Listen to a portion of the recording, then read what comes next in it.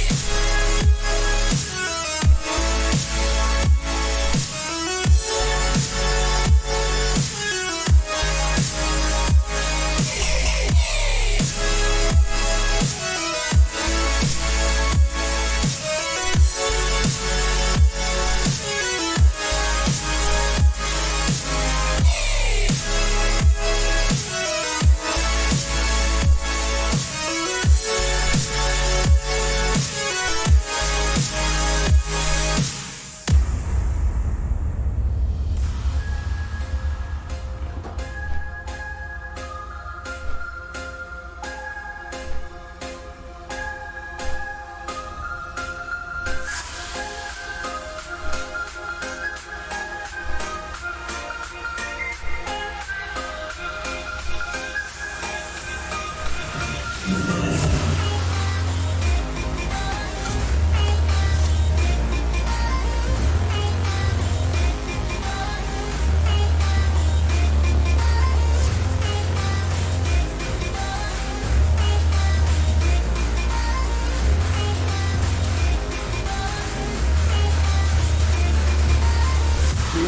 and thunder.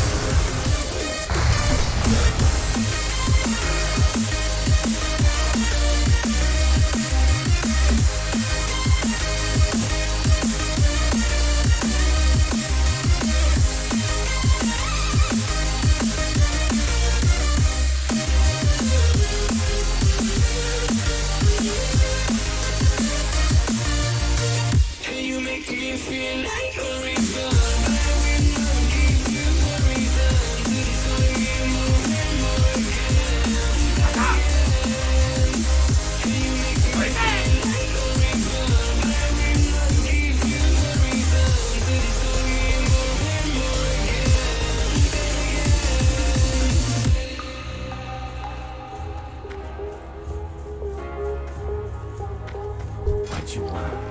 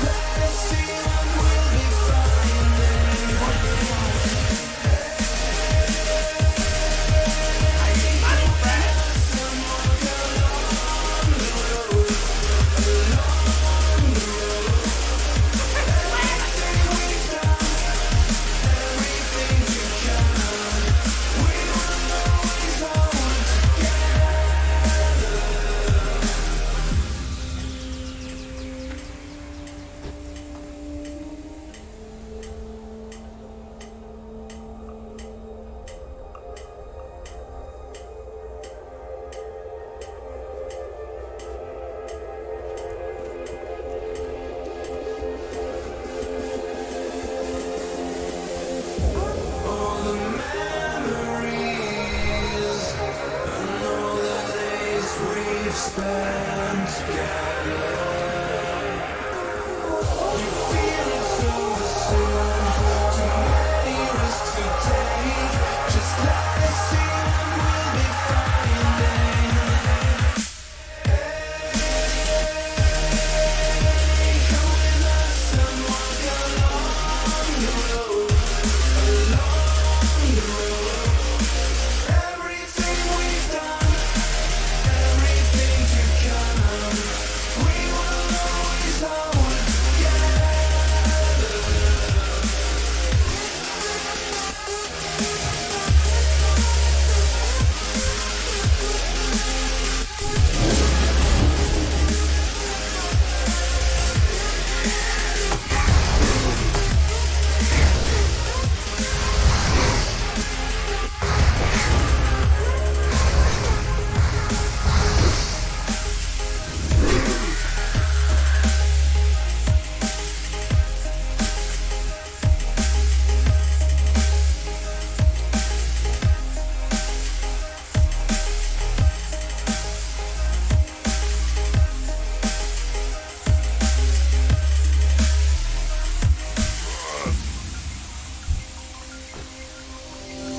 I never felt the pressure of rain till you went away.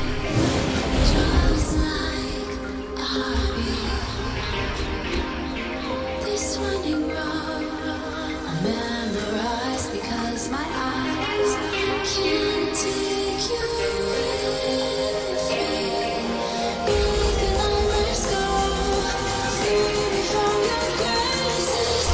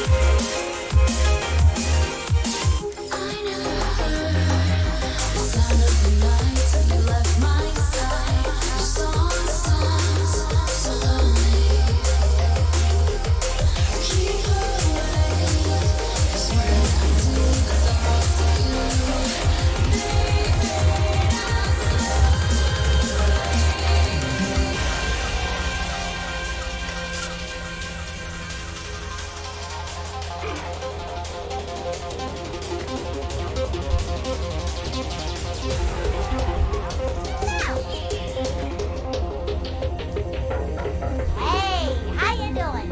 What's up? All the lights they know.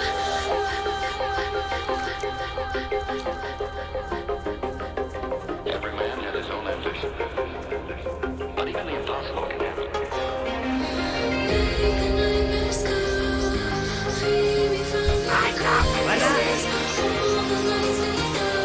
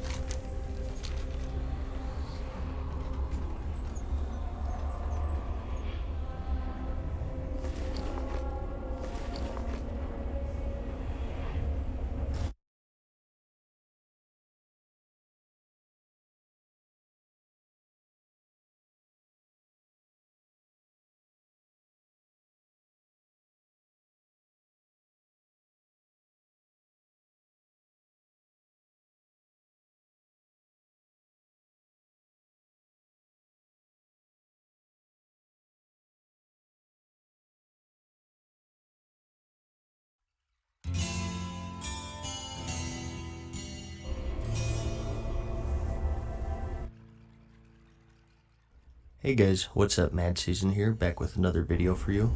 Over the years of World of Warcraft's lifespan, there have been some players or moments that have stood out from the rest, either in a good way or a bad way. So in this video, I thought I'd take a step out of the game for a moment and talk about some of the more famous or infamous players of World of Warcraft. I won't really include YouTube content creators because that's a little boring, I think. Instead, I want to focus on the people who were involved in some interesting or some funny in-game event. People who left such an impression that they have in-game references or items named after them. So, let's get into it. These are the most famous or infamous players of World of Warcraft.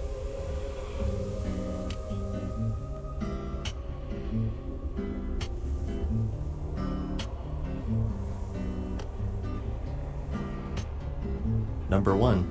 Gedren the Dwarf and his Dwarven hand cannon. Out of boredom, one day Gedren went to go exploring in the Deeprun tram that connects Stormwind to Ironforge, and he came upon a interesting scene. You see, Gedren was on a role-playing realm, and he came upon two night elves in the middle of a very special roleplay, Enotep and Artemisa. Hey, nothing says romance like a dark, dank corner of a public transit station. Enotep settles for nothing less than the top high-class venues to engage in sighted event. The hairy dwarf skulked to the shadows, assessing the situation from afar, and, seizing the moment, Gedren decided to join in. He emerged from the shadows and interjected himself into their intimate, role-playing experience. He tried his best, but for some reason, he was rejected from joining in. Enotep didn't roll that way apparently, so Gedren quickly retreated into the shadows to watch from a safe distance from Enotep's roaming fingers. But the moment had passed. Before Gedren could even whip out his Dwarven hand cannon, Artemisa took her leave. In fact, she walked her butt all the way back to Ironforge. Uber didn't exist back then apparently. Enotep, not too pleased with this turn of events, prepared to take his leave as well. No one stands in the way of a night elf and his E-action. He re-equipped his clothing and verbally bombasted the dirty dwarf for dropping in uninvited. Feeling remorse for ruining the moment, Gedren offered an apology, but it wasn't taken. He had done quite enough, and Enotep walked off into the sunset, never to be seen again. For number 2, we have Karmer the Paladin. Back in vanilla, there was an ability called Reckoning. This would give the Paladin an extra attack on his next attack upon being critically hit, stacking infinitely. A Paladin by the name of Karmer saw the potential in this, and using the dueling mechanic, he stacked Reckoning to an absurd amount to become a weapon of mass destruction. He did this right next to the outdoor raid boss, Kha'Zix, and when he was ready, he charged in and soloed him. A video of the event was released, Paladins worldwide started emulating it, using it to one-shot people in PvP, kill Kha'Zix themselves, etc. Reckoning was quickly hotfixed to only store 5 charges max before more damage could be done, and Karmer as a result became a legend amongst Paladins. Next up, we have our first infamous player, Analog Kid. Drama over loot has never been in short order in this game, but centered around Analog Kid, it reached its apex in the Burning Crusade expansion. He was a rogue in the Vicarious Guild on the Area 52 server. From the Sunwell Plateau raid, the final boss there, Kil'jaeden, dropped the legendary hunter bow, Thoradal Fury. This was the first legendary item for hunters. It was perfect. It had a slow speed, amazing stats, and best of all, it had its own ammo. This was back when hunters needed ammo for their bows and guns. It was the item, and every hunter wanted it. Well, it dropped for the Vicarious Guild, and one of 2 hunters would be the lucky recipient, or so they thought. Citing that Analog Kid was more loyal to the guild, the item was given to him, a rogue, to use as a stat stick over the 2 hunters in the raid. Remember, this was also back when rogues had a ranged weapon slot and hunters had melee weapon slots. They could equip both, but obviously, ranged wasn't the rogue's primary and it was just used for extra stats. Word of this quickly spread and the whole guild and Analog Kid became the subject of ridicule and anger. The ongoing joke in the game was that everything was a hunter weapon. Well, for this day only, this legendary bow was a rogue weapon. Let's take a break from the drama. Next up on our list, we have Indalamar the Warrior of the Guild Nurse. And when I say warrior, I mean the warrior. Back in the game's infancy during the beta, no one really knew how to play. Everyone quote-unquote knew that warriors were the worst class in the game. They still finished much too slowly and were constantly piling buffs on the forums and whatnot. Everyone knew they were underpowered, except Indalamar. He called out against these cries for buffs and said that warriors weren't underpowered, but rather overpowered if you knew what you were doing. No one believed him, so he put his money where his mouth was and made a video showing how it's done. He showcased a 3-minute run of him steamrolling through high-level mobs, often killing them in just 2 hits, which was unheard of those days. Back then, the Bloodthirst ability worked much like Victory Rush, where it was triggered off of kills. So, he just chain-killed an entire compound without having to stop once to heal. To everyone's shock, he was right. Warriors were overpowered. In a storm of people saying that they were weak, he showed that with proper itemization and talents, they were wrecking balls. Shortly after the video was released, warriors were hit with the bird attack.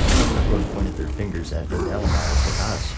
He was just a little too good, and the class suffered because of it. In fact, he was so good that Blizzard hired him as an itemization developer. He's had a few items named after him: Ramaladin's Blade Helmet and Icy Grasp, which is just his name spelled backwards. And even in Diablo 3, you have the Ramaladin's Gift, which gives a socket to any legendary. He also got his own card in World of Warcraft's trading card game. Like I said, he was the warrior. Next up, we have Zuzo and Shax. Zuzo was a rogue in the Method guild back in the Burning Crusade expansion, and at the time, he gained the reputation of being the most geared. He had the server first legendary Warglaive of Azeroth, and most of the tier 6 set. He was a very hardcore raider with the gear to back it up. Well, someone with a lot of money started whispering Zuzo, offering him real life money in exchange for his account. Zuzo initially refused the stranger's offer, but he persisted, offering more and more money as time went on. The figure eventually reached 7,000 euros, which was nearly 10,000 US dollars at the time. Eventually, something happened with Zuzo in his personal life, and he found himself strapped for cash. So, he finally accepted the stranger's offer. He sold him his glaive rogue for 7,000 euros. The stranger renamed the rogue to Shax and got to play for all of 5 days before he was banned by Blizzard. You see, glaive rogues were very rare back then, so it was obvious what happened. Zuzo, a high-profile character due to his gear, disappeared, and this new rogue who had the exact same gear as him took his place. And it didn't help that this Shax character was also spectacularly bad at the class since he had never played it before, which was kind of hilarious to people considering he had the legendary glaives. People quickly pieced together what went down, the details of the trade were leaked, and word spread like wildfire.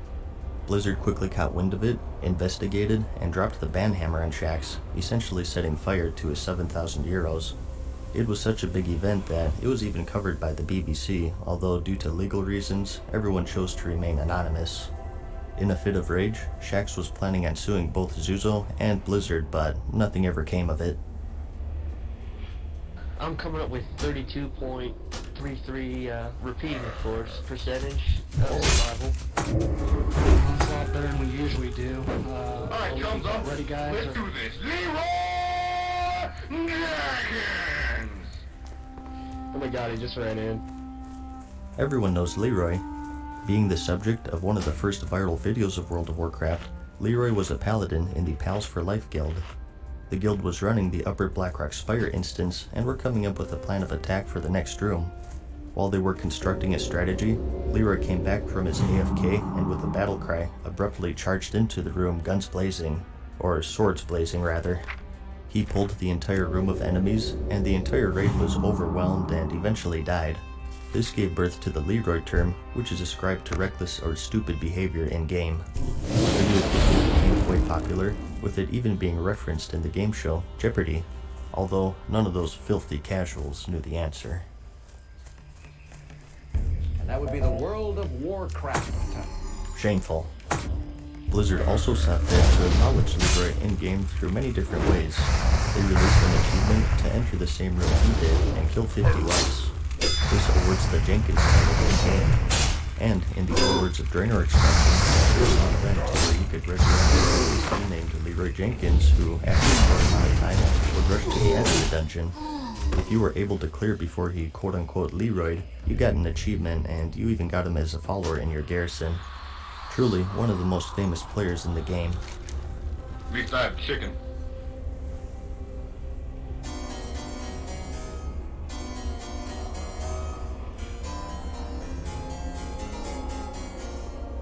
The story of Sarek isn't necessarily based around a player, but rather a community manager. The World of Warcraft forums have always been a pretty unfriendly place, but it was particularly bad during the early days when there was less moderation and tools for reporting people.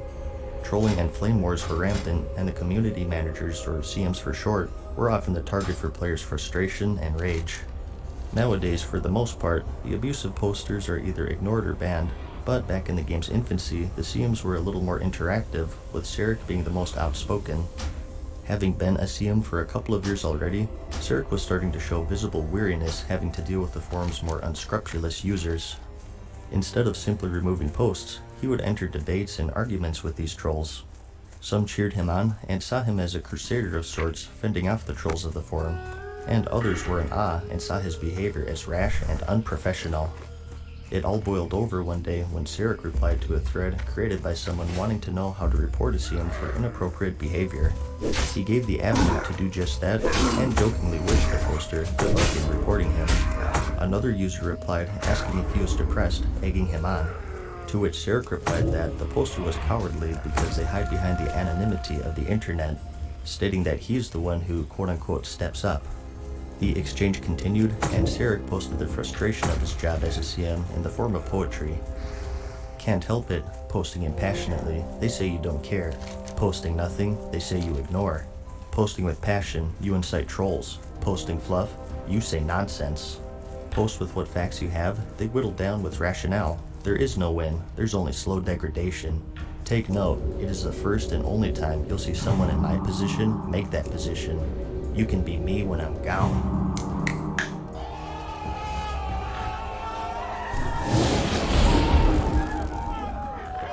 The response was mixed. In typical fashion, some people sided with Sarek against the trolls, and others condemned his lack of professionalism. And some people were just curious to what the heck was going on.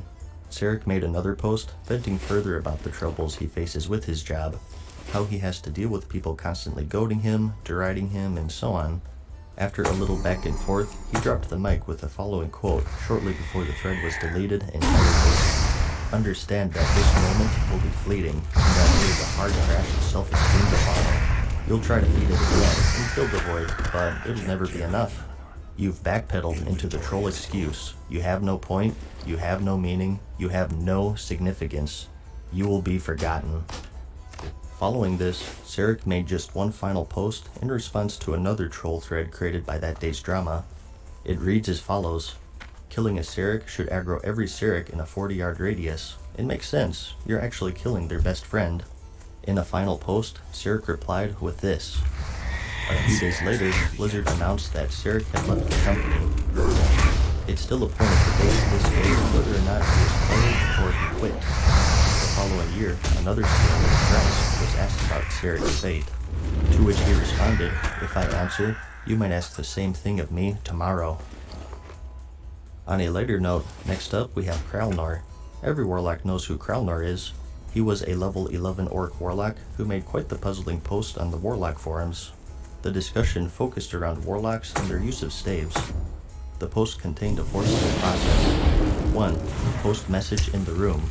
2. Look it over. 3. Don't record message. You might get in trouble. And 4. Have fun.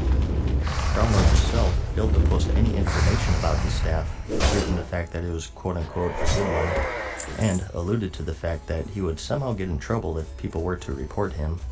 Players were left mystified by the post. Some followed Kralnor's instructions and posted and talked about their staves, and others flamed him over his lack of sense and poor grammar. Frustrated that some were not following his four-step process, Kralnor posted the following and was never heard from again. The thread quickly reached 100 pages of responses, and Kralnor became a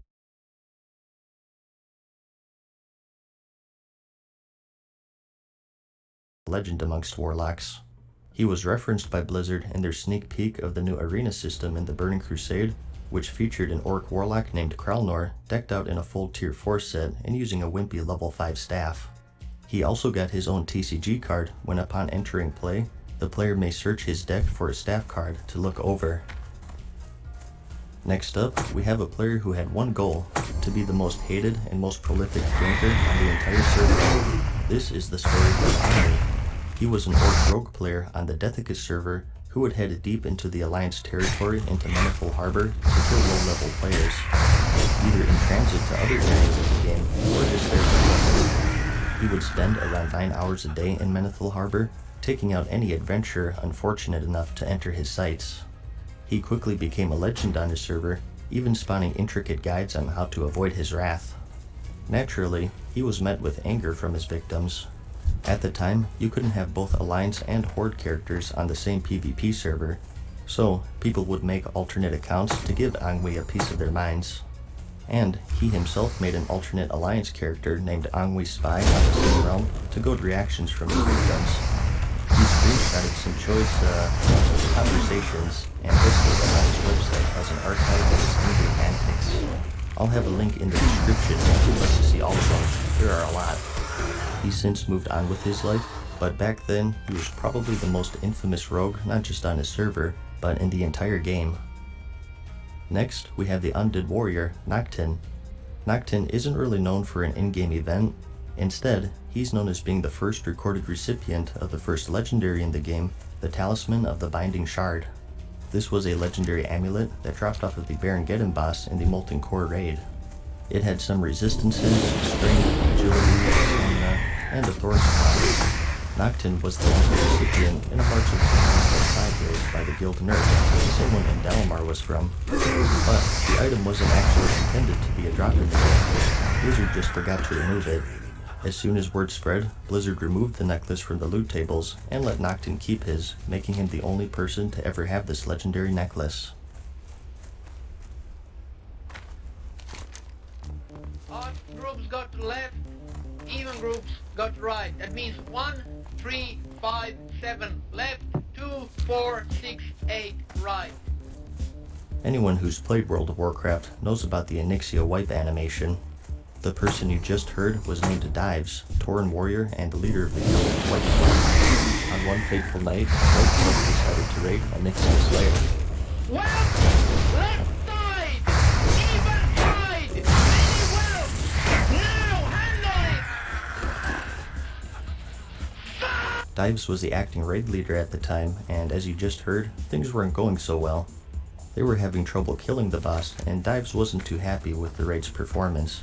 And what resulted was the birth of one of the biggest rage moments in the history of gaming.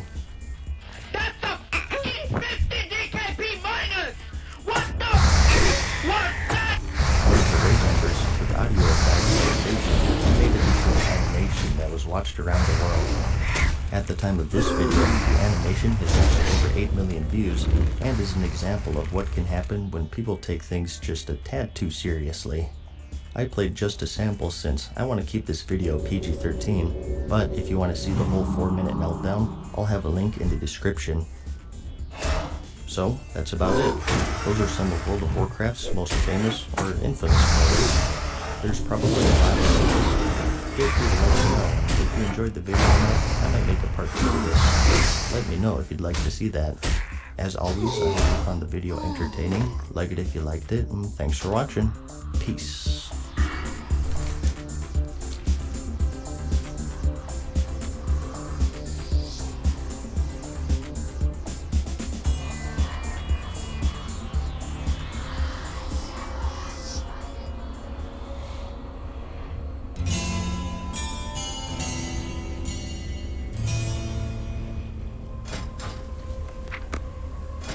Hey guys, what's up? Mad Season here, back with another video for you.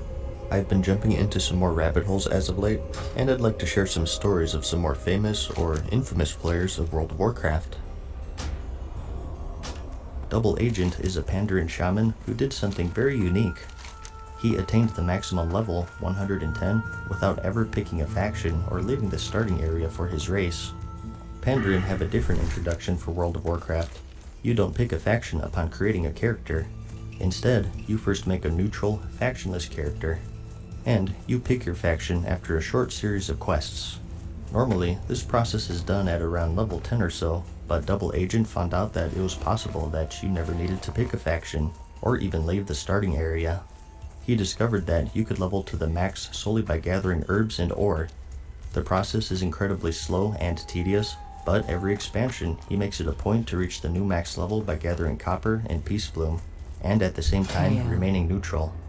Blizzard saw fit to reference him by putting an NPC named the Venerable Shaman in the Monk Order Hall, who patrols the area occasionally to mine some copper veins. Next on our list, we have Ian Bates, also affectionately known as the Red Shirt Guy. In BlizzCon 2010, he brought up some lore issues regarding the Wildhammer clan. This was during the Cataclysm beta, and one of the Wildhammers, Falstad, was replaced by Kurdran as a representative of the Council of the Three Hammers, even though Varian Rin decided that Falstad was to be the representative. The game designer, Chris Metzen, incorrectly stated that Falstad was dead, to which the Red Shirt Guy corrected him. No, he survived, and in fact, he was the leader of Airy Peak in Vanilla WoW through Wrath of the Lich King. Hey, of course. Hey. Yeah, Alex, what's up with that? Thanks for pointing that out. We're gonna get that fixed. Thank you. Bet. And in response, Blizzard corrected their mistake and replaced Kurdran with Falstad. And as a nod to one fan's diligence, alongside Falstad is another NPC wearing a red tabard named the Wildhammer Fact Checker. And funny enough, if you take him out as a horde, he does indeed have a chance to drop a red shirt. Today, Ian is now a writer for the Blizzard fan site, BlizzPlanet.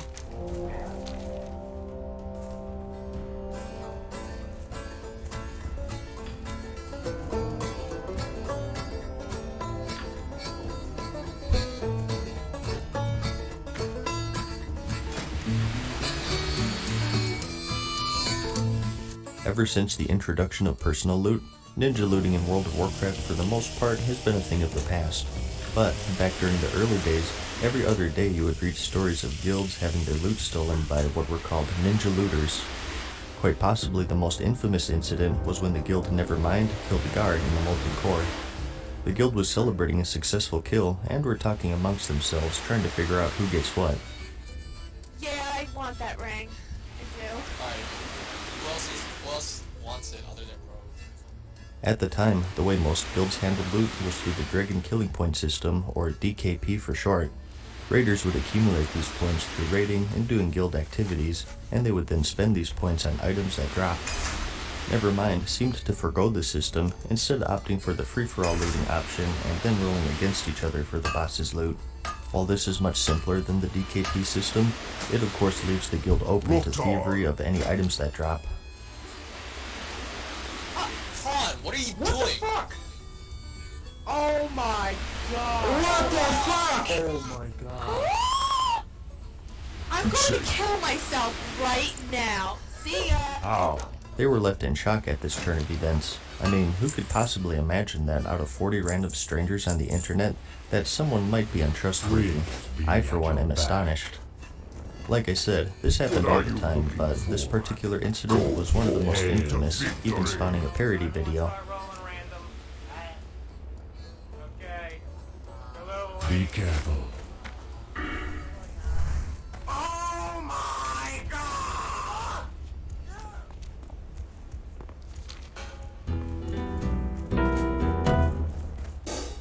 In the game, there exists a selection of items reserved for Game Masters, or GMs. They're primarily used for testing purposes, and have these rather overpowered properties tied to them. One of these items was a shirt called Martin Fury, which upon use killed all enemies within a 30-yard radius. Here's a story of somehow, someway, this item fell into the hands of not a GM, but rather a normal, everyday player. Lewis Phelps was a player in the guild on the US server, Vecnalash. Like many others at the time, someone had hacked their way into his account and he had all of his items sold and characters deleted. As standard procedure, he paged a GM to have his account restored so he could get back to playing again. His request was granted, but in the process of restoring his account, the GM had mistakenly sent him Martin Fury along with the rest of his items.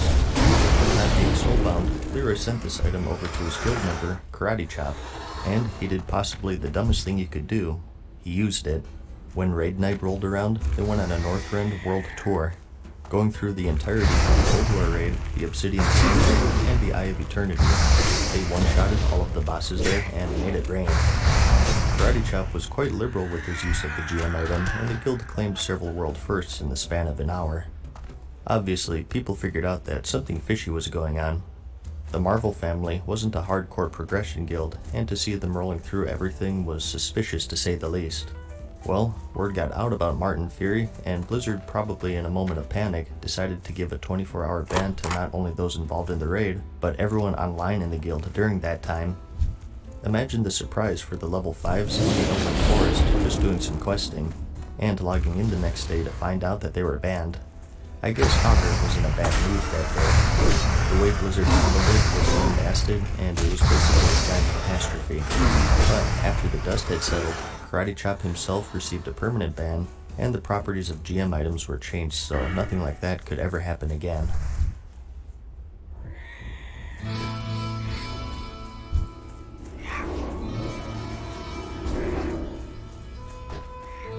In the early days of World of Warcraft, everyone hated rogues. I should know, I was a rogue in vanilla. They had a very high damage output, and combining that with stealth made them forces to be reckoned with in PvP. This was when PvP was in its infancy, and there were a lot of balance issues. There were no diminishing returns or crowd control such as shoot past a straight minute, and with the rogue having stuns, disorients, and more, it was commonplace to lose control of your character for 30 seconds or even minutes at a time, while you were stuck in a seemingly infinite block of stuns, disorients, and silences. This was the spotlight in the World of Warcraft series of videos made by the player me. These were a series of videos showing just how strong rogues were given the following two conditions. A, you were good, and B, you had your cooldowns. Given these two things, what would you say if I said that you could beat anyone in the game? What would you say if I said you could do it naked with just a level 1 white dagger? Well, these videos showed just that. A naked rogue taking out not only just random players, but 14 Grand Marshals like Lady, who was a pretty popular PvP warrior at the time, although there's some controversy about that, if it was actually him, or if he sold his account, or whatever. Regardless, the video showed just how good rogues could be given the right circumstances. They caused quite the controversy at the time. People were outraged at how much control rogues had in PvP. Rogues responded saying that they're too cooldown dependent and so on. It was an interesting time in the game where if you were good enough and with the combination of engineer gadgets, you would be able to pull off some amazing things. Nowadays, everyone has a CC breaker, everyone has a sprint, crowd control, everyone has a tool for everything for the sake of balance. Maybe it's healthier for the game overall, but over time, interesting PvP videos like this have vanished. The World of Warcraft videos, however, are still just as legendary as they've ever been, and I suggest watching them if you want to see an interesting part of the game's history in the realm of PvP.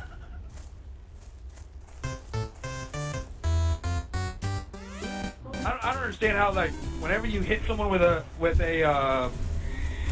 hit them with a hamstring, you figure they're not going to be able to move. How does the hamstring last like 2 to 3 seconds, but whenever I get hit with a hamstring, it lasts like 2 to 3 minutes? I don't understand. Like, I don't even understand what it is that I'm fighting. You can consider this one a bonus intermission since I'm not really sure if this is widely known, but this is Tommy, and he's having trouble with hamstring. I can charge him, and as I am charging, I am slamming on my button that only hits hamstring, and I'll miss. As in, not like it swings and misses, I will get a hamstring off. If my only intent on attacking him is to get a hamstring, how the fuck can I miss it? They just got the flag right underneath of us, and this guy is running 3 times faster than I am. How the fuck? You see, back in the day, there was something called charge time. The warrior's charge ability wasn't the most reliable, and if you had good timing, if you jumped as they were charging you, you would be out of range before they could actually reach and attack you. This was a PvP tactic used by higher level players to kite warriors more easily. Tommy wasn't a fan of this technique, and he wasn't afraid to let his voice be heard. I don't understand why it is that I get my ass stomped by these fucking His voice continued, and his indignation stuck to rose. He refers to his opponents as croneheads, in reference to the look of the Alliance's PvP gear at the time. As his hamstrings failed, so too did his patience.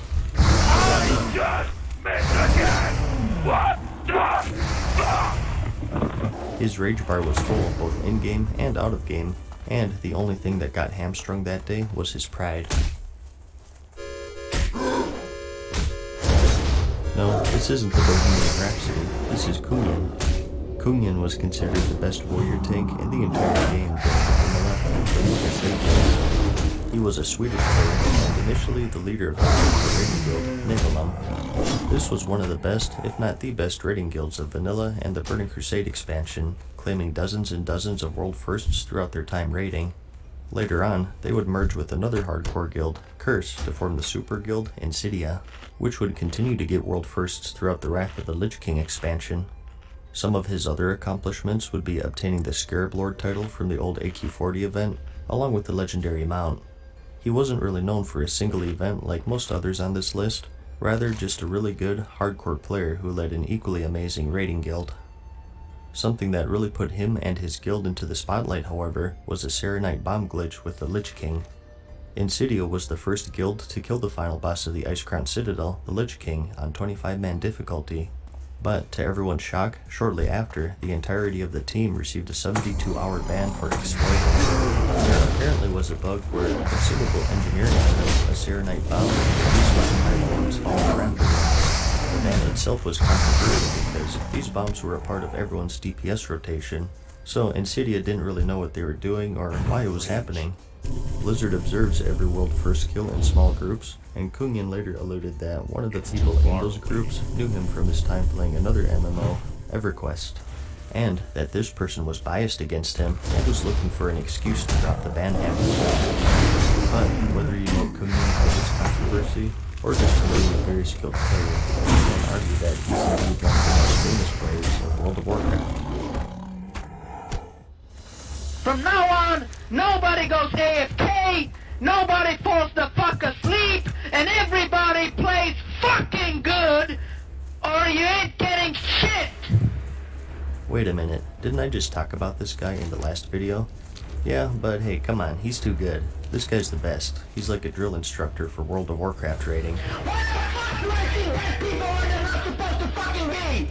Why do I see people anywhere but here? Are you fucking stupid or fucking blind? There is one fuck. Again, this is Dives, the legendary raid leader of the Guild White Club. That particular clip was after a failed Ragnaros attempt in the Molten Core. Dives, for those who don't know, is probably the most angry raid leader to have ever played the game, and when people screw up, he's not afraid to let them know. I don't know if he still plays, but if he does and you join his guild, just remember, hit it very hard.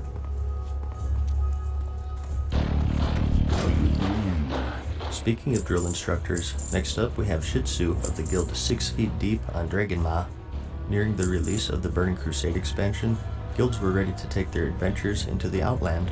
How would you level? Questing, maybe some instances here and there, or just straight grinding? Stay away from them. Well, if you were in the 6 Feet Deep guild, you had less say in it than you thought. In fact, you had no say in it. A 2007 post by Shitsu laid down the rules. All members of the guild are expected to level to 70 as fast as humanly possible.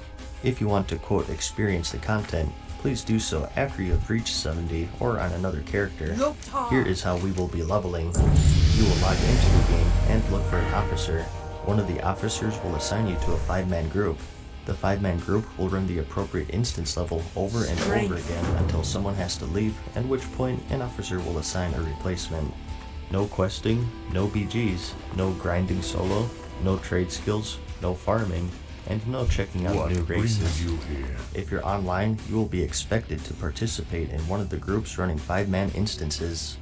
The only exceptions to this will be if there are not enough people for you to group with and etc.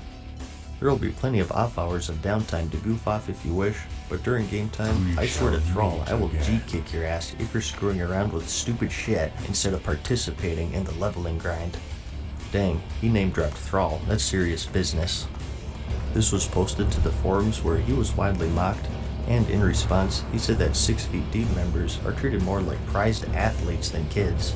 It's my job to provide clear instruction and focus so that our team is all on the same page, working towards the same goal. It's called leadership.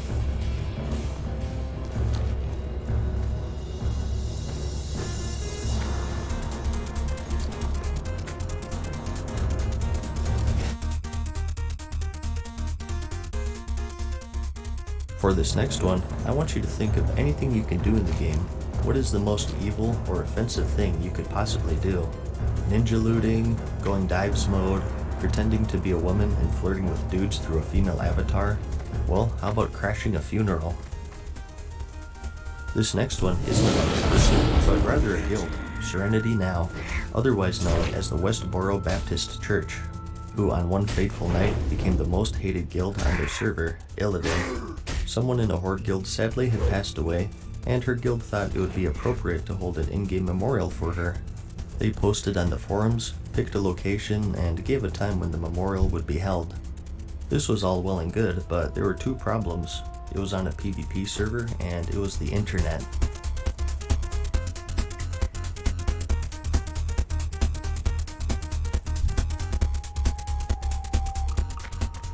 An alliance guild, Serenity Now, saw the post and decided that they would show up, but it wasn't in a show of support. The turnout was very big, and people lined up in front of a pond to pay their respects to their fallen guildmate. While doing so, however, most of them were also dressed up in RP clothes and they didn't have any weapons or armor equipped. Hey now, that was inappropriate. While all of this was going down, Serenity Now were storming through Fellwood up to Winterspring, and when they reached the memorial site, the most controversial, large-scale PvP battle in online gaming history took place. Arrows went flying, blood was spilled, and bombs were dropped.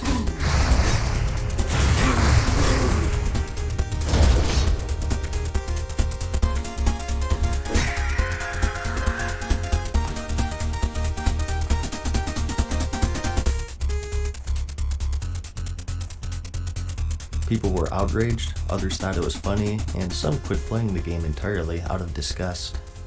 I want to remain the neutral mediator here, so I won't give my take. All I know is that this was quite possibly the most controversial thing to ever have happened in not just World of Warcraft, but gaming period.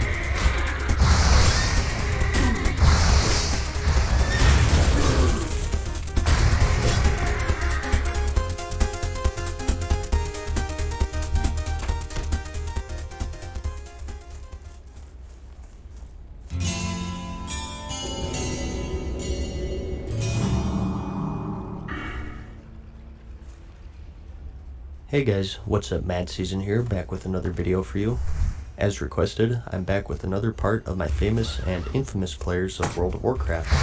This one will be a little different because I have a good amount of PvPers, so maybe you can call part 3 the PvP edition, but as usual, I'll have some others mixed in. Anyways, let's get into it.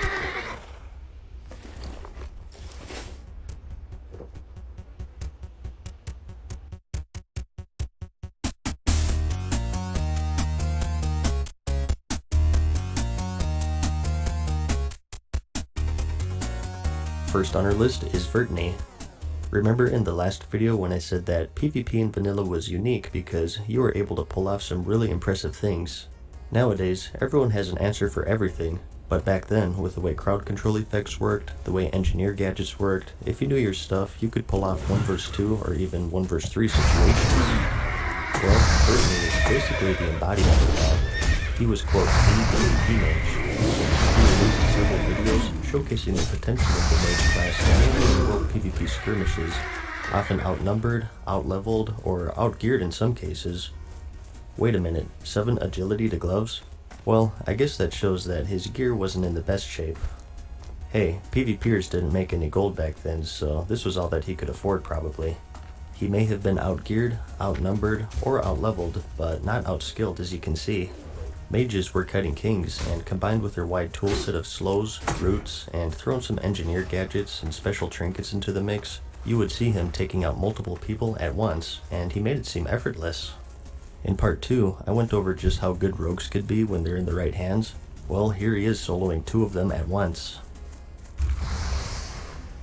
Here's a clip of him taking on a warlock, rogue, and a priest. He has both battlegrounds and world PvP in his videos. Lots of Eastern Plaguelands, which was of course the level 60 zone, including the grinding spot, Tyr's Hand, which held a bunch of elite enemies. You weren't getting any farming done that day if you were Alliance and Vertney was there. Truly, one of the best PvP mages at the time, if not the best, and his videos chronicle a really cool time in the game's PvP history. This was when people actually did world PvP, sometimes over battlegrounds. Crazy, huh?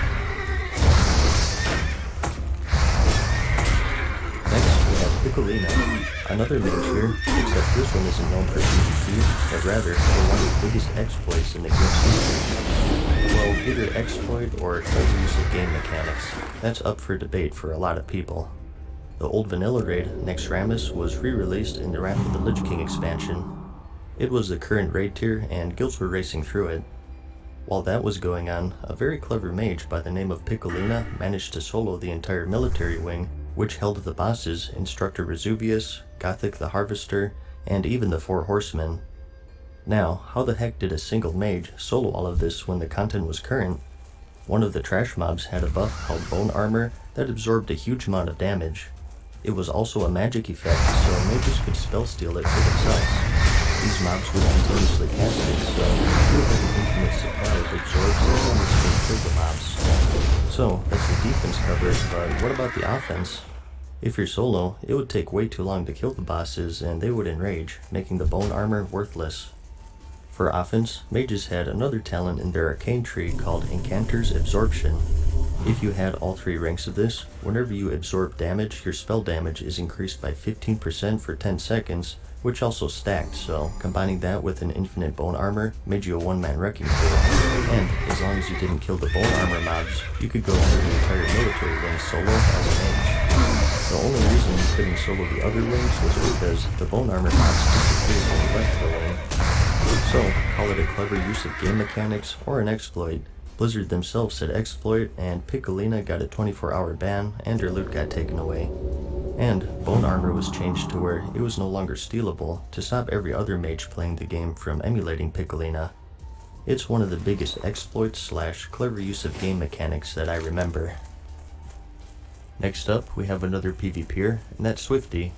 Everyone knows who Swifty is. Out of all of the PvPers in the game, he's arguably the most popular, and he's unique in this series in the sense that he still plays.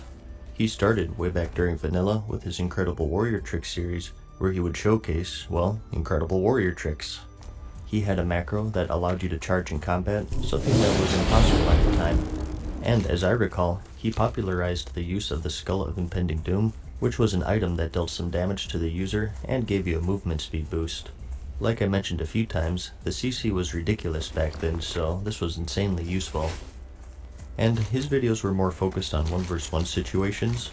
With Vertney, his focus was more on outnumbered skirmishes, and Swifty instead showcased some 1v1 situations against each class in the game, against players who were considered the best of that class on his server at the time.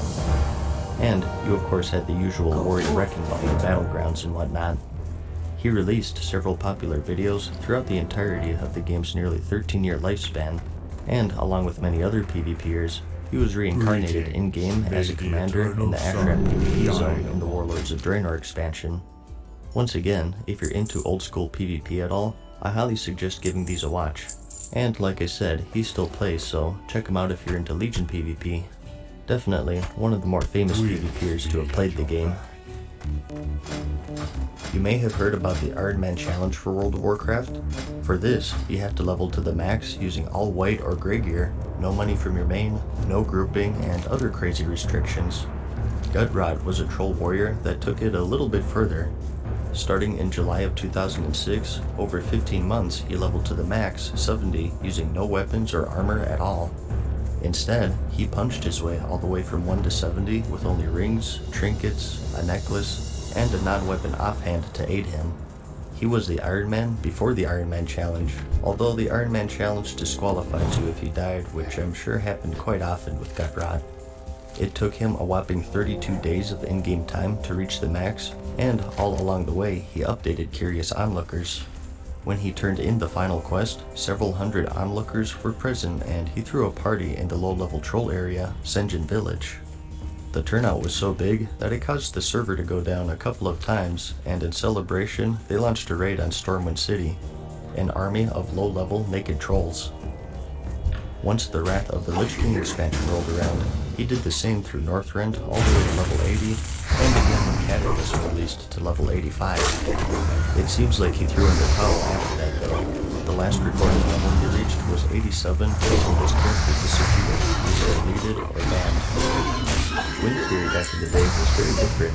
It had a chance to give you an extra attack, as it does now, But from these extra attacks, you could proc more extra attacks. It was a very RNG heavy thing, and one player, Unbreakable, showed just how crazy it could be. This is the Shaman on our list of PvPers.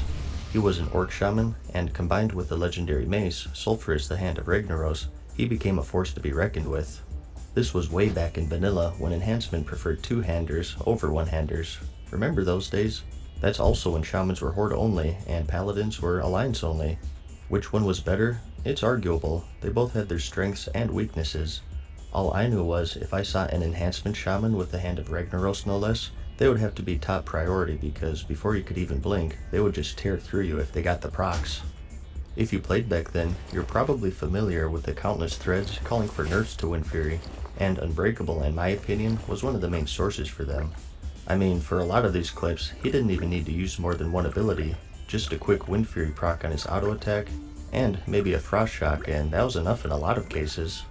Definitely the most bursty class in vanilla if you were lucky enough, and Unbreakable was kind enough to show us that. He defined the term one-shot. In the last video, I talked about the World of Warcraft series with me, and how he was able to take down rank 14 players naked. Grim showed the rogue's full potential with actual gear equipped, so you can imagine the havoc he wreaked. He was an undead rogue who had his time during vanilla like many others I've listed. As per the vanilla standard, he showed off some good old-fashioned world PvP and released 2 videos, Total Annihilation and Path of Blood. He showed off the combat and assassination specializations, both very viable PvP specs. He also had some subtlety gameplay in there as well, which was pretty rare as far as vanilla was concerned. There's really not much to say, other than its classic vanilla world PvP where you could kill people within a couple of stuns. Heck, even just a cheap shot stun sometimes depending on the class. Yeah, like I said, there was a lot of rogue hate back in the day, and as someone who played a rogue back then, I saw nothing wrong with it. Nothing at all. Everyone remembers the Alamo. In part 1, I mentioned Crown Lord and his infatuation with slaves. Alamo is the Crown Lord of Druids. In 2005, he posted a highly detailed and intricate step-by-step guide to the inner workings of the Druid class. Titled Alamo Teaches You to Play Druid, this thread explained how some Druids can tank in bear form or DPS in cat form, and coined the phrase, Cat Druid is for fight. The post was riddled with poor grammar, and a plethora of Microsoft Paint images to accompany it. And similar to Crown Lord's post, he quickly caught on and became quite popular. He continued these posts through a Cataclysm expansion to make sure that every Druid knows how to properly play their class. These guides were popular enough that Blizzard gave Alamo his own card in the trading card game like others I mentioned before. And he also made an appearance in the April 2009 joke about the dance battle system, where he was part of the Druids. Like I said, everyone remembers the Alamo. So far, we've covered a couple of people who leveled to the max in pretty unconventional ways. Double Agent with his urban ore gathering, Redrot with his fisticuffs technique. Well, how about Nord the Pacifist? Unlike the previous two, he left his starting zone and he had gear equipped, but he didn't use it. Instead, he chose to level up without killing anything, the pacifist approach. If you think about it, our characters are pretty much psychotic murderers. We've killed countless people for a few silver, or just for sport in some cases. Noor, however, took a different approach. He avoided any quests that required you to kill anything, and instead opted for the ones that had you deliver something from one NPC to another, ones that required you to just pick up stuff, cooking dailies, things of that nature. It took him 2 years, but he reached the current max at the time, level 80, without killing anything, which was more impressive at the time because gathering nodes didn't give you XP and archaeology wasn't out yet. On his journey, I believe he did actually get credit for a kill on his stat page when he was doing a quest that required you to bomb a spider lair to cave it in. For some reason, it counted as a mob and it gave him his first kill. Now, whether you want to count that or not is up to you though. Many others followed suit to emulate his feat, but Noor the Pacifist was the first player to reach the max with his hands clean. So that's about it for this one, I guess. At this point, I think I covered a good amount of the most popular players in the game, both famous and infamous. There are a lot I haven't mentioned yet. Athene, Rekful, Ming, Pat, Lane Time, Maydai. I'll get to them eventually when I make more parts to this. That being said though, it'll probably be a while since things are starting to wind down since I've mentioned most of the series. Regardless, any suggestions are welcomed as usual. And thanks for watching this series so far, by the way. I've had a blast jumping into all of these rabbit holes and being able to share that with as many people as I've been able to, and it's been really fun for me. So, in my eyes, the last famous player I want to mention for now is you. Thanks a lot. As always, I hope you found the video entertaining. Like it if you liked it, and thanks for watching. Peace.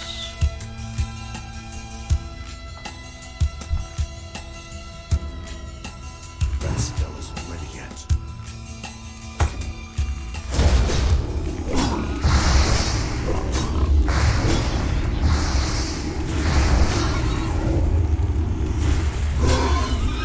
And achievements, funeral crashing, World of Warcraft has seen it all. It's like the Jerry Springer show MMOs. Good for us, much of it has been deserved. There's something oddly intriguing about it. It's like a train wreck that you can't look away from. I'm a magnanimous, melancholy, munificent, myopic, monotonous chronicler mad-season show, and buckle up, because for the next 20 minutes, this is World of Warcraft's most famous and infamous players, Part 4.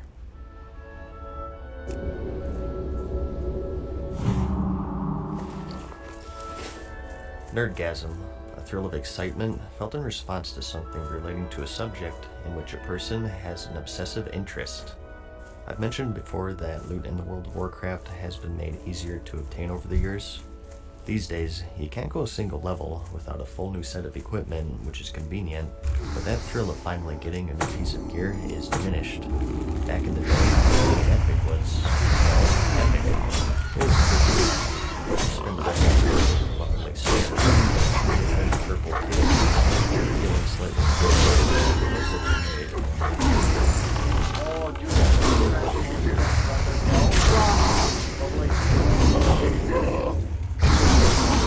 Was that of Joe. That's it, just Joe. Just another one of the millions of players adventuring in the world of Azeroth. In his leveling, he apparently happened upon a belt, one with force strength and force stam nonetheless, and he uttered the nerdgasm with every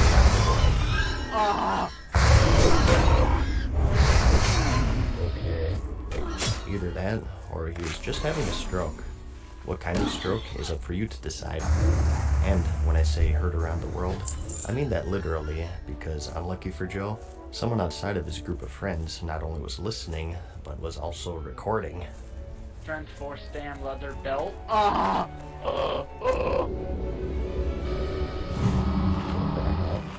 He'd record their reactions and upload them to YouTube for all to see, and Joe was just one of his many victims. 4 strength 4 stam leather belt. Joe, is that you and the other one?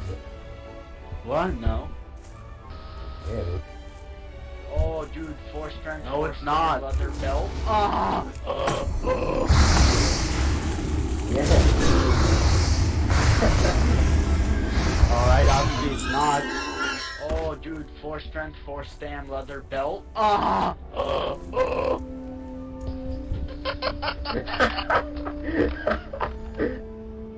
That's definitely Joe. Oh, dude. No, it's not. He's been coming in there doing it.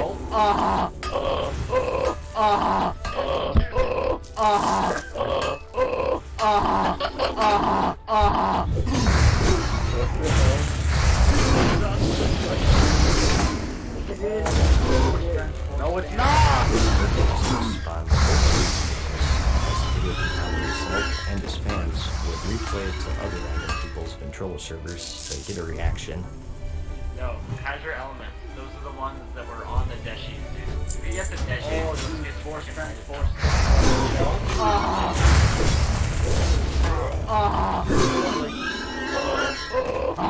You're so stupid. Like I said, the power of pixels was strong. It's like the dark side from Star Wars, except somehow even more deadly. It's pretty scary how it can grip people. It's just a game at the end of the day.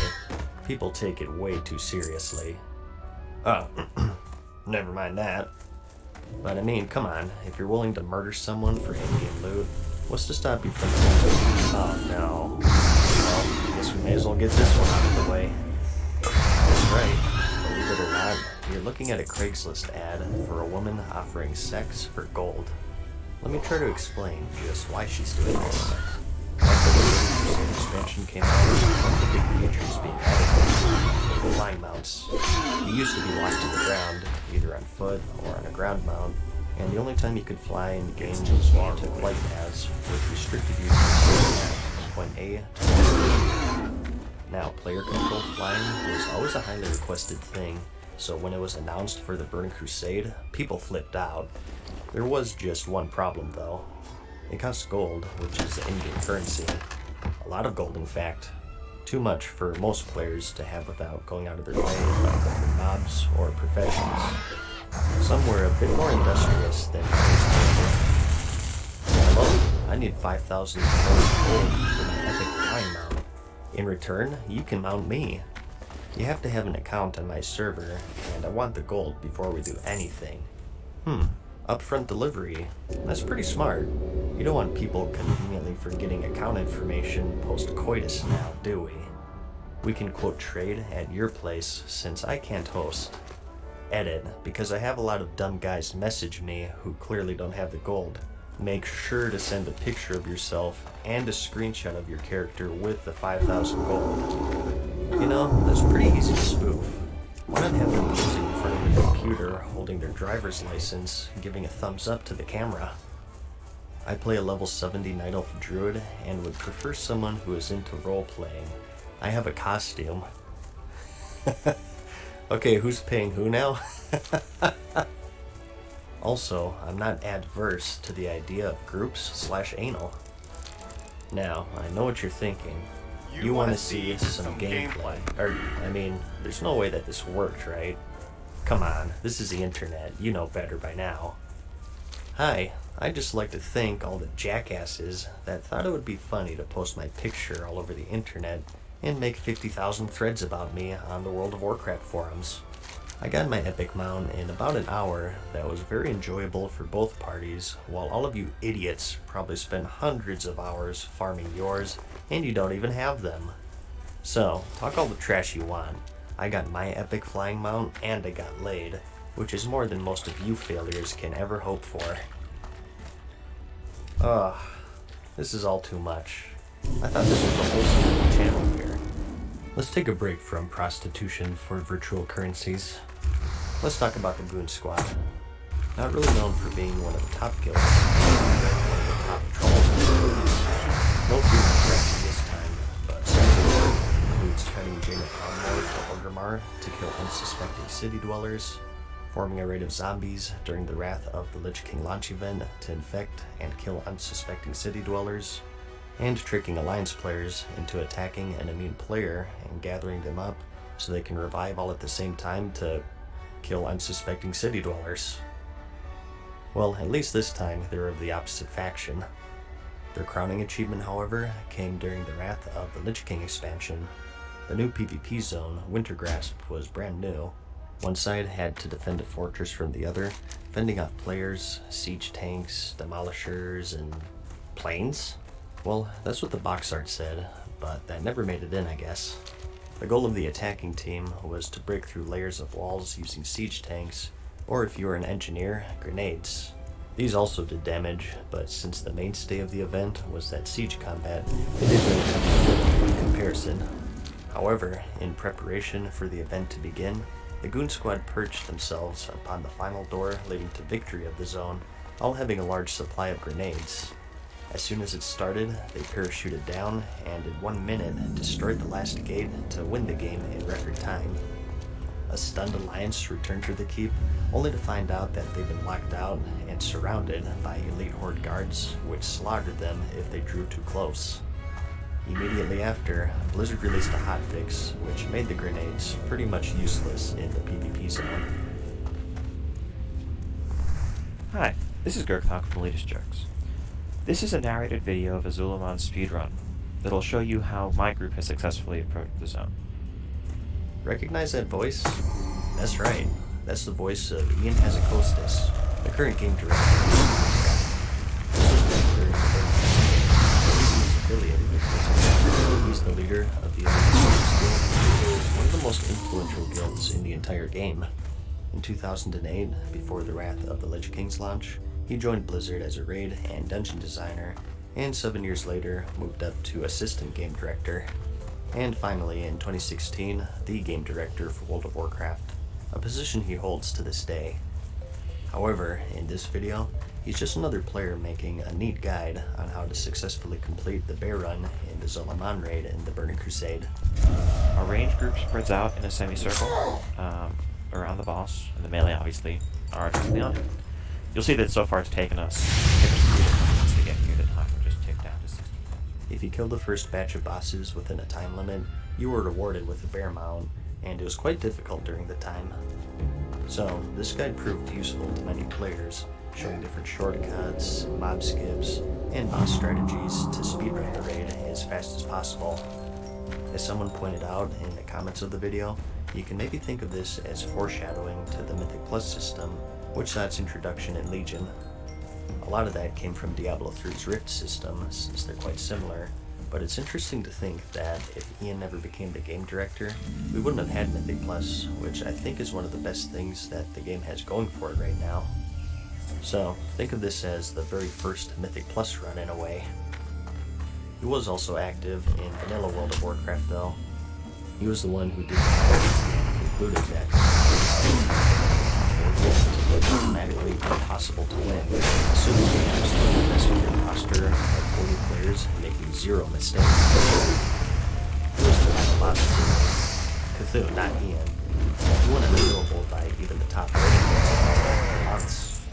Frustrated, these guilds called out Blizzard and accused them of releasing intentionally overtuned content in order to stall for their next raid, which was of course Naxxramas. Some were constructive like Ian, and they provided the numbers, and others took a slightly more dramatic approach. This is a screen cap of an IRC chat from a member of Death and Taxes, another top guild having difficulty killing the overtuned old god. Also present in the chat is Fear, the alias for Alex Afrasiabi, who's the currently world designer for World of Warcraft. During vanilla, a quest designer. There's quite a history with him as well, having led the EverQuest guild, the Fires of Heaven, which is considered by many to be the most dominating guild in the entire game. When he was still playing EverQuest in 2003, he made a profanity-laced rant about a new raid called the Plane of Time. It saw a shaky release, so he took to the forums to give the developers an ultimatum. You have 14 days. If after that time the plane is not properly tuned, I am deleting my characters and canceling all of my accounts. The rest of my guild will follow suit, as well as several other guilds and people that play EverQuest. I did not work my ass off jumping through your idiotic hoops with my friends and guildmates so I could go to a zone where groups of 18 could enjoy the content. Even if past these initial moronic events, I can finally get my entire guild to raid with me, frig you guys. Seriously, frig you to heck. He was pretty mad, to say the least, and the rest of the post was more of the same. So, with Afrasiabi now employed by Blizzard, in similar fashion with Cthulhu, Z, the leader of Death and Taxes, made a pseudo-parody post using the same nomenclature of Afrasiabi's 2003 EverQuest thread. Instead, this time, giving Blizzard 14 days to properly tune Cthulhu, or he and his guild will quit the game and switch to professional solitaire. Back to the IRC chat though, the guild questioned the professionalism and ethic of Blizzard releasing a seemingly broken encounter and expressed frustration with their inability to overcome what they perceived as unfair challenges. After carefully pondering their argument that the content may be a bit overtuned, Afrasiabi looked back to the time when he was the player. The frustrated guild leader posed with an unbeatable challenge, and retrospectively, he saw that he and Z weren't all that different. Thus, with great care and deliberation, Afrasiabi took on the criticism and replied, "I think you're being a retard." Well, damn. That's pretty impressive, actually. With how filtered everything is these days, to what lengths do you have to go to for an employee of a AAA game to say that you have Down syndrome? How much would you have to mess with someone to completely send them off the deep end to the point where they probably have their own community base? Well, the world may never know. It's like a double retardation whammy. I'm surprised he can say that with Blizzard's. Okay, I think he can do the rest of it. The two continued their constructive discussion of gods and cogs. They didn't go very far, and incidentally, Cthulhu did end up getting nerfed shortly thereafter, and guilds finally started to beat him. More importantly though, we were left with one of the most dramatic public arguments between the Blizzard employee and members of the community in the company's history. Man, you know what? What am I doing with my life? Talking about drama of random people across the world whom I've never met and probably will never meet on a video that's definitely going to be advertiser unfriendly and filled with comments telling me how monotone I am. You know what, YouTube? You have 14 days. 14 days to fix your broken website, or I'm going to take my channel and turn it into an erotic audiobook promotion tool. I groan and run my fingernails across his back. He gasps, strangled moans. Ah, fudge, Anna. And it's a half. It tears at my heart, but also deep inside me, tightening all the muscles below my. On second thought, I'll just cover the new mobile Diablo game.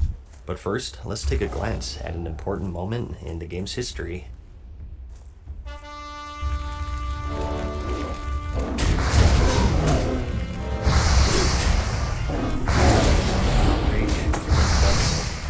Jay Wilson is a man that lives in infamy against the Diablo community. Diablo 1 and 2 are considered to be masterpieces of the action RPG dungeon crawling genre. You kill demons, and you get loot to kill more powerful demons. With just 2 games to its name, it was one of the most addicting franchises gamers came across, with quite the active communities still playing today, decades later. Forgive me for giving you all of this backstory, but it's necessary to understand what the feeling was at the time, and just why the fans of the series felt so betrayed. Its creator, David Brevik, is considered to be a god amongst fans of the series, with an outpouring of support even today for a remake to his iconic sequel, Diablo 2.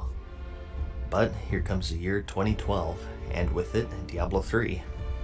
The second in the series, released over 10 years prior in the year 2000, with an expansion set in 2001, so there was an immense amount of hype and a thirst for a return to the series. Its existence was announced in 2008, and players for the first time got to see the game in action. This only made the wait worse for players though, because it looked great. The dark demon-slaying action fans knew and loved, seeing a return nearly a decade later. But not for Blizzard at this point. It would be the first game of the series to his personal touch. Blizzard instead, and Jay Wilson, former developer of Blizzard Entertainment, having done work on games such as The Company of Heroes and Warhammer 40,000: The Dawn of War. Years passed, and work on the game continued. It was teased at the following BlizzCons, slowly revealing each class one by one. The game would enter a closed beta state in fall of 2011, where a small portion of the first act was playable in all 5 classes. It was pretty good. Fans waited for release. The day finally came on May 12th, 2012, and the actual launch was a perfect sign of things to come. The game sold incredibly well, shattering many pre-sale records. It accumulated 3.5 million sales within the first 4 hours after release, and over 6.3 million in its first week of launch. As for the gameplay, well, the menus looked good.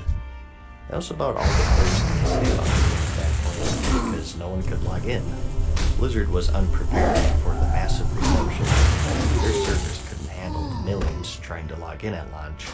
There was no offline mode for the game, even for single player. You had to be connected to the internet to play. It would persist even weeks after the game's launch, as archived by this 94-page thread. It was so bad that their offices in South Korea were raided by the Fair Trade Commission because gamers were unable to play their game and they were refusing refunds. Players who did get in, however, found a game with potential for greatness, but all in all, a mediocre experience compared to its former release 11 years ago. Players could progress through 4 acts of story with 4 levels of difficulty, and that's Normal, Nightmare, Hell, and Inferno, all providing a tougher challenge, but greater rewards. Much to the dismay of players, though, was the existence of the real money auction house system, where they could buy items using in-game gold or real-life money.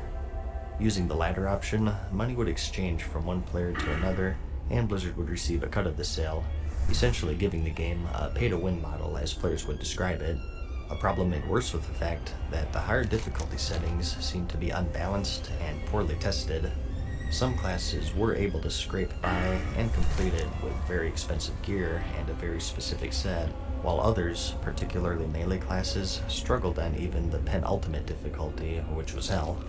The game was tested though, not just by players, but also the team itself of course, and they increased the difficulty of the Inferno mode to where no one was able to complete it, and after that, as Wilson infamously boasted, they had doubled it. Due to this, players pinned the extremely unfair and unbalanced nature of the game on Jay Wilson. Both he and his quotes became the subject of ridicule of players wanting a challenging but fair endgame. Dying was extremely unforgiving.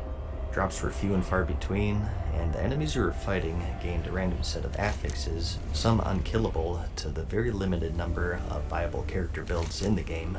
If you died, they would regenerate health, and you would be left with a hefty repair bill, and with gold also being purchasable with real money, it left a sour taste in people's mouths. It was all too common for people to be in a situation where they had no gold, and all of their gear was broken. The only way to progress would be to start a new character, lower the difficulty, and farm low-level enemies to repair your gear once, or visit that ever-alluring real money auction house. Early on, one of the best ways to earn gold would be to run past all of the enemies in the game and just break all of the pots or other destructibles. Behold the brutal non-stop action of Diablo 3. The game saw a record-breaking release, but the active players quickly dwindled once they uncovered its gaping flaws.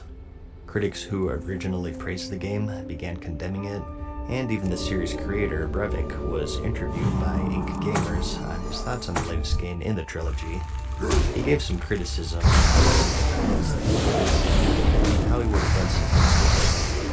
I'll not name the description to suit yourself, but all in all, it's pretty obnoxious. Members of the development team, however, and mistakenly posted the discussion to the public eye, and frankly, were quite scornful.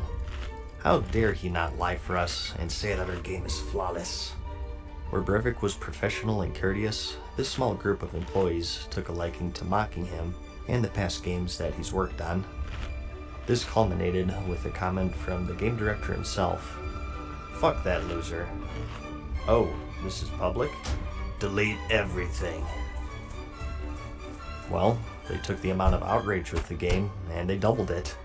Due to the problems of balancing and the real money auction house, many fans were already disillusioned with what the game was and how they wanted it to be. Many saw it as a bastardized version of the Final series that they fell in love with over a decade ago. So, to see the person holding the reins of this game post this whipped the fan base into a frenzy. So split off not only the franchise, but also Blizzard as a whole, and only the most loyal followers stuck through the whole ordeal. And as a reward for their loyalty, for their ongoing love of the Diablo franchise, they got to witness an even further bastardized version being produced for mobile devices. What? Don't you guys have phones? Wilson later apologized for his comments, and he addressed some of the problems that the game was facing, and the whole incident goes down as one of the most dramatic moments in gaming history. He would later step down from game director for Diablo and move to the lead game designer for the Legion expansion of World of Warcraft. He parted ways with Blizzard, but the gaming industry as a whole in June of 2011. Man, you know what? I'm just not feeling this. There's just something about my crypto addiction to World of Warcraft that I just can't drop. It's such a large world filled with strange people, and we wouldn't have it any other way, would we? If you're on the same boat, I'll see you in the next episode of World of Warcraft's most famous and infamous players.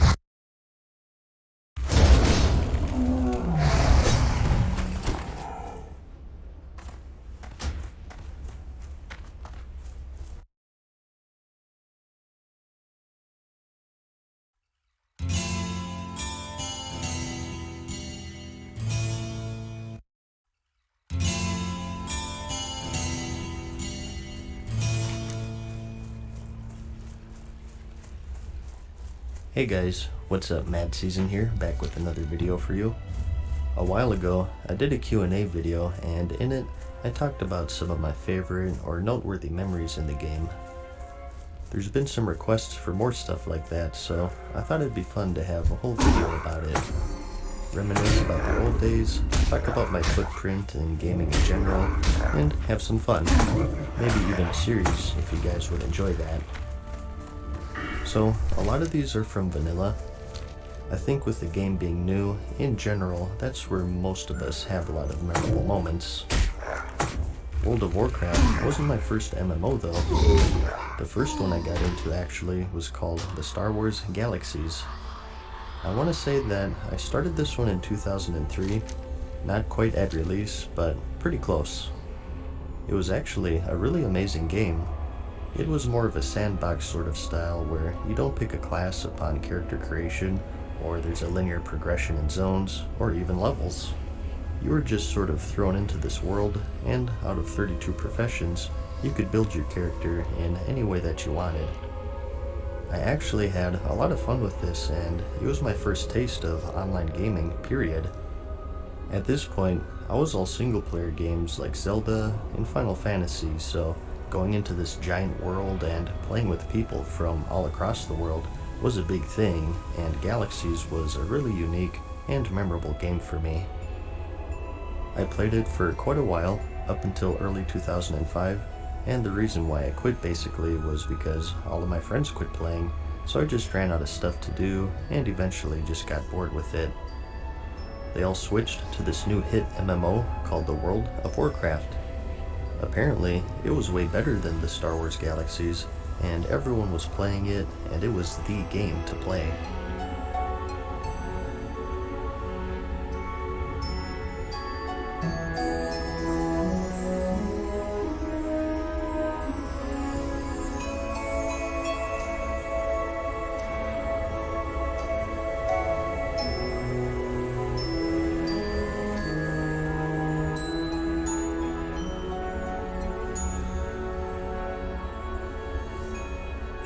I resisted for quite a while, kind of making my last stand in Star Wars, but eventually, in March of 2005, I made the switch. So, a few months after the official release was when I got started.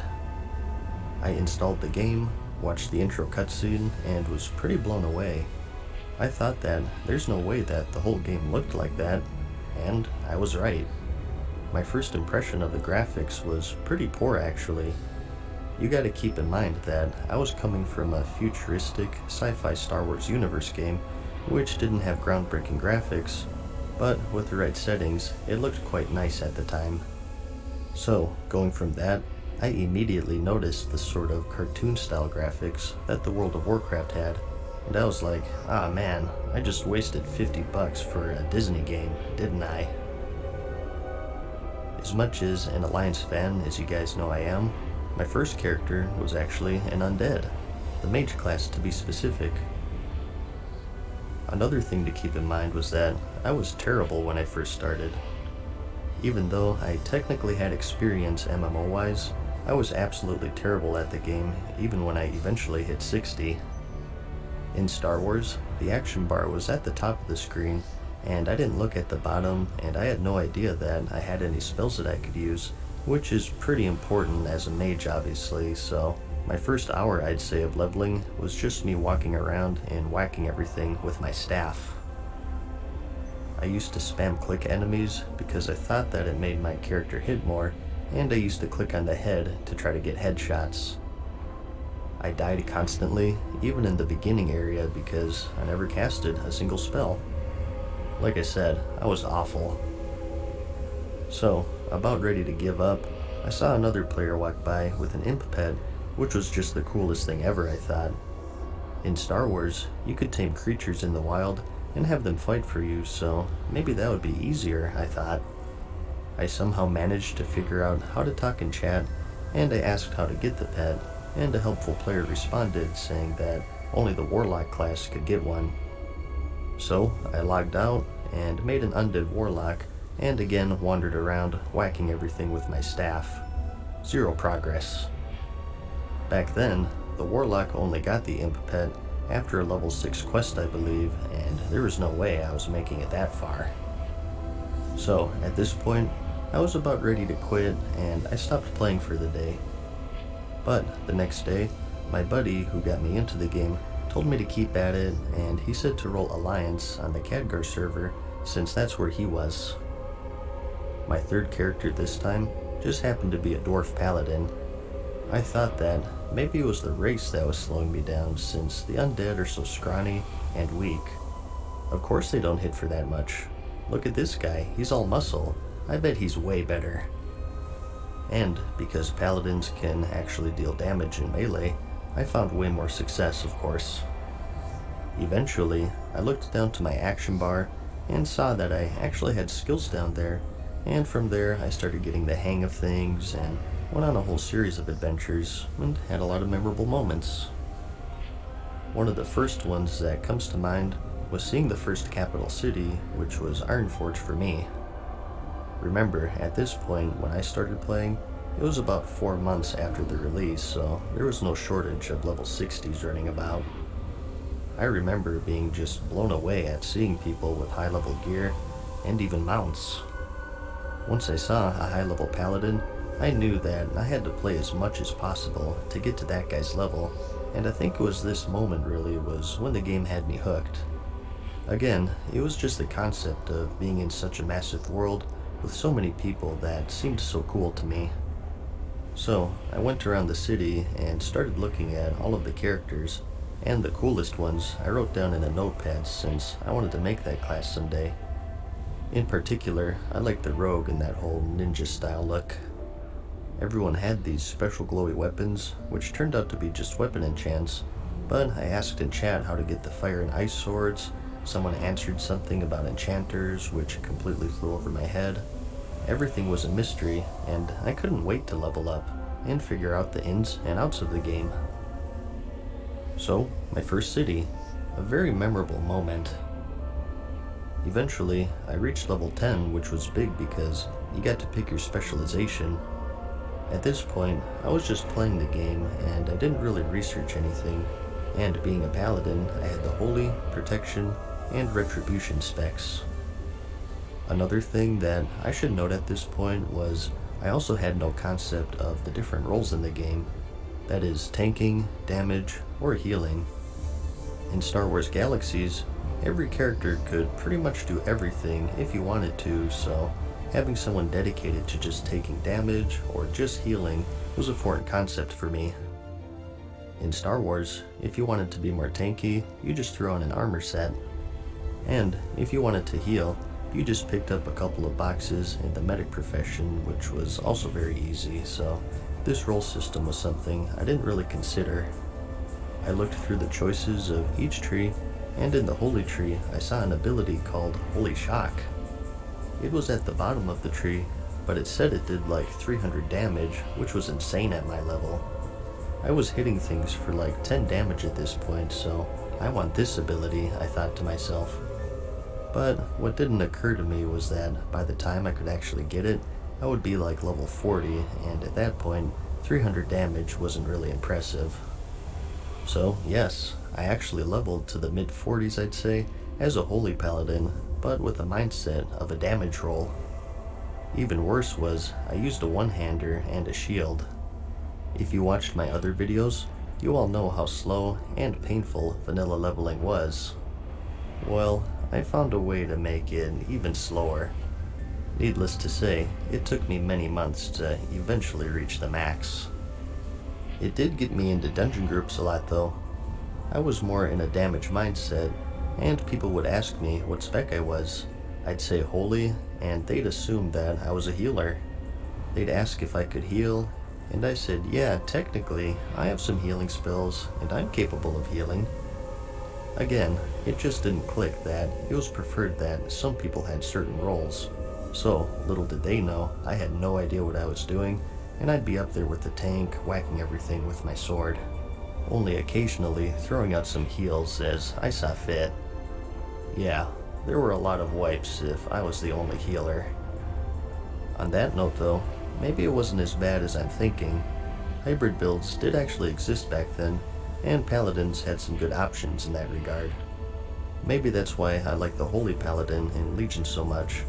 You get to be in the thick of it, and the spec rewards that, and maybe that's an echo of the old days that I was fond of. So, eventually, I joined my friend's guild and made a bunch of new friends. Some that I still talk to this day actually. I had a druid buddy named Maver, Israelite friend named Sarg, and another paladin named Liquid Vision. Those were my closest friends back then, and to this day, and we'd run dungeons together all the time.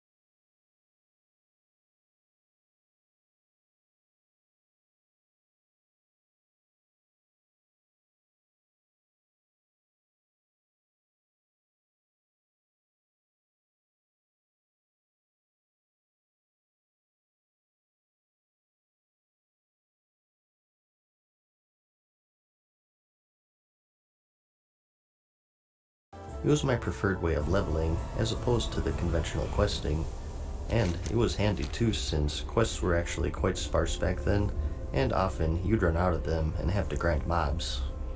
At least for the common player with limited knowledge of the game.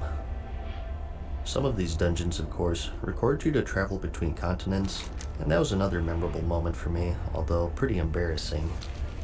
The first time that I tried to go to the other continent, which was Kalimdor for me since I was a dwarf, my buddy told me to go to the Menethil Harbor and go on the boat there on the right-hand side. That was all he said. So, I said okay. I found the boat and waited, and waited, and waited for about an hour it seemed. I waited so long that I thought I was bugged. I tried relogging, asking in chat, but the boat wouldn't budge. The problem was that in Menethil Harbor at the time, one of the boats was just scenery and it didn't actually move, and that was the one that I was on. So I was just waiting on this boat for like an hour saying, damn, they're really being realistic with this travel time. It must leave the docks only like a few times a day. But in my defense on this one, again comparing it to Star Wars, to travel between planets, you had to go to a starport and wait for a transport. And initially I want to say that these transports only came out like once every 30 minutes or so, or maybe even an hour. So the concept of having slow travel was something that I accepted, and as a result, I just waited on this stationary boat for like an hour before I gave up.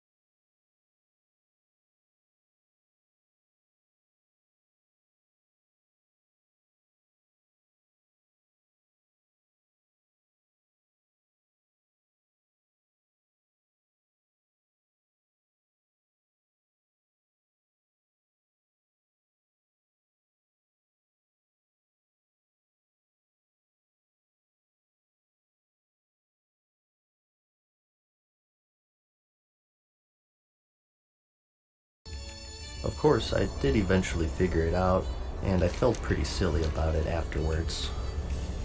So, stationary boats and holy DPS, my worst enemies in vanilla.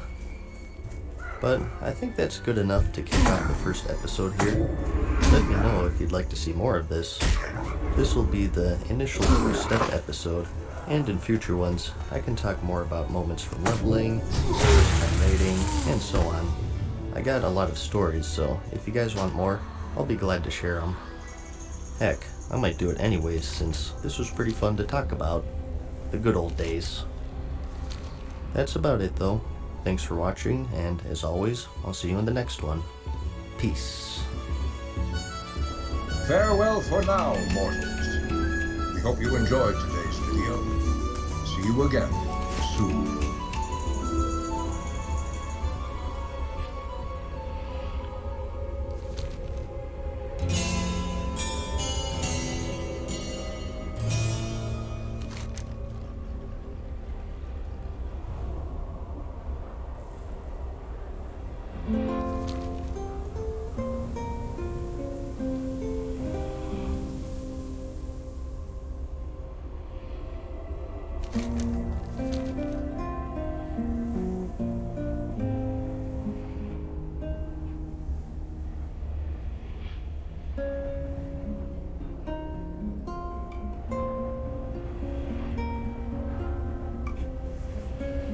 Hey guys, what's up? Mad Season here, back with the follow-up in my memory series and my personal story playing World of Warcraft way back during release.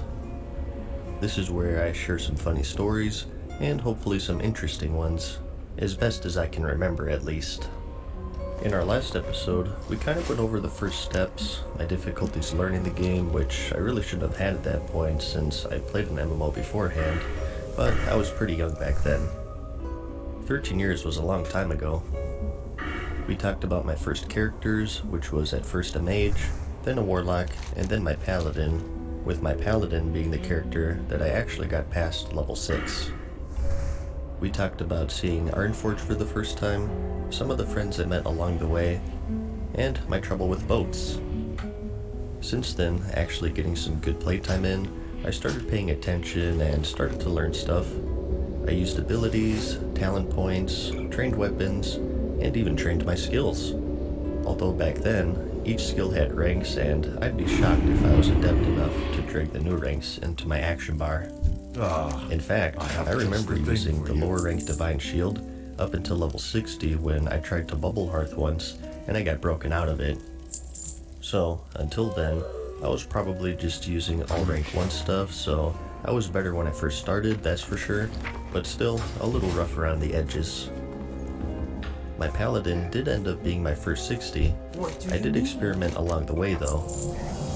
Like I mentioned in the last video, I sort of went around Ironforge and noting what classes that I wanted to play, which was based off of looks mainly, which in hindsight was pretty silly considering that any class can look cool or lame just depending on what gear that the player has. Now, it's been a while, but the first alt I made, I want to say was a hunter, a dwarf one to be specific since why not? My other dwarf worked out to be pretty good. And to be honest, seeing that dwarf hunter in the cinematic was pretty cool, and I wanted to be just like him. I wanted to have a bear pet, and at this point, I was accustomed to the snowy hills of Dunmarag, so I knew how to do all of the quests there, so I wouldn't be learning a new class and doing new quests, which was overload for me back then, probably. Don't take quests for granted back then. Even in the starter zones, some of those suckers were tough. Remember, this is before any quest waypoints, and in my case before Thoughtbot even. I was just playing the game, and I had no idea of any outside resource to help me figure stuff out. Not even YouTube was a thing back then, and of course I didn't have any add-ons installed. I think I only started with those once I started raiding because I had to get the Whispercast add-on, which helped automate the Paladin blessings in raids, which made Paladins playable in 40-man raiding if I'm gonna be honest. It was rough for us for a while there, but I'll get to that later. Back to quests. So, you were given these quests with no waypoints, and you had to actually read them to figure out where to go. I know, crazy right? Reading quests? They'd say go to the west or just north of here, and usually you'd be able to find them if you were thorough enough. So, having gone through most of the ones in Dunmarag, and even the next zone, Loch Modan, I was pretty set. Sometimes people ask me what my favorite zone is. It's a tough call, but for vanilla I think, I'd have to say Dunmarag just because